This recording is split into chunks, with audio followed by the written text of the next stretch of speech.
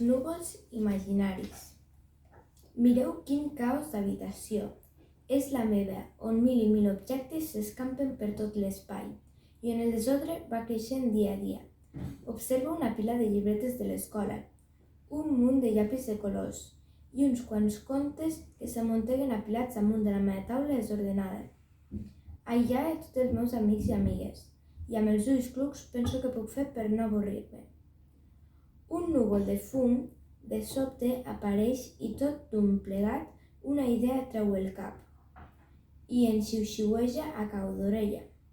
Una paraula que m'obre els ulls i em fa venir una rialla.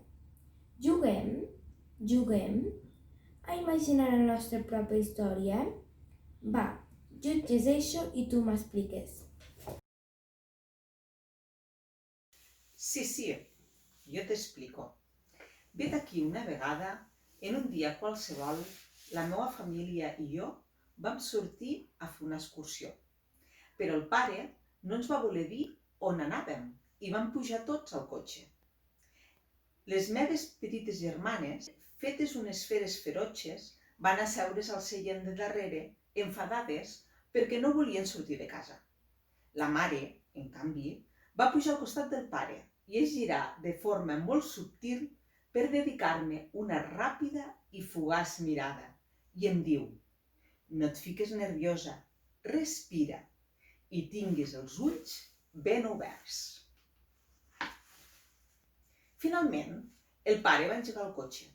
Un núvol de fum va sortir del tub d'escapament i un altre cop va aparèixer una idea, però aquesta ara anava acompanyada d'una paraula màgica. Juguem amb la Minimoni? Minimoni? Però qui era ara aquesta? Aquests núvols m'estaven fent passar una mala estona. Jo vaig seguir el consell de la meva mare i vaig decidir abaixar el vidre del vehicle per convidar a la natura en tots els sentits a entrar en aquell reduït espai. De sobte vaig veure una cosa que em va cridar l'atenció i vaig demanar al pare si ens podíem aturar. No, em va dir. Semblava que tenia molta pressa per arribar a temps a algun lloc. Però quan hi arribarem? Vaig insistir, però el pare no em va contestar. De sobte, els colors lluminosos del sol es van fer foscos i uns quants núvols grossos i plens d'aigua van envair tot el cel. La pluja va arribar ràpid i amb tanta força que el pare va tenir que aturar el cotxe a l'entrada d'un poble. Vam baixar tots i aquest cop els núvols que sempre m'acompanyaven en la meva imaginació em feien ara de paraigües. Les lletres queien gota a gota, formant un degoteig de paraules.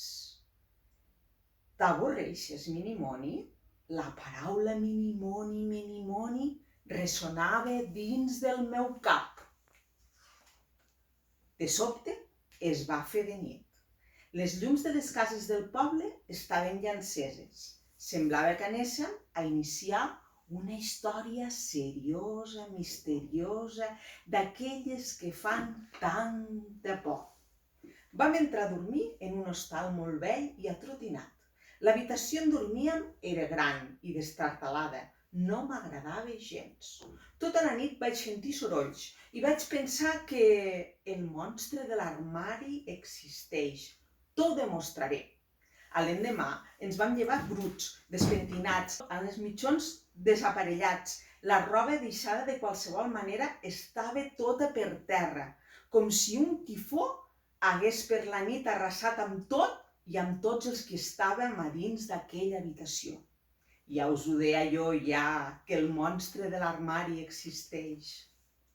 Més tard, vam sortir a passejar pel poble i vam descobrir que tenia mar. I jo amb el pare vaig cabussar-me sota les onades i, en canvi, les meves germanes van jugar amb una onada que havia a prop de la sorra i vam recollir petxines mentre una colla de gavines que jugaven a prop d'elles em van fer alçar la vista cap al cel, on hi vaig veure un petit núvol. Vaig resseguir la seva silueta i vaig dibuixar mentalment un drac.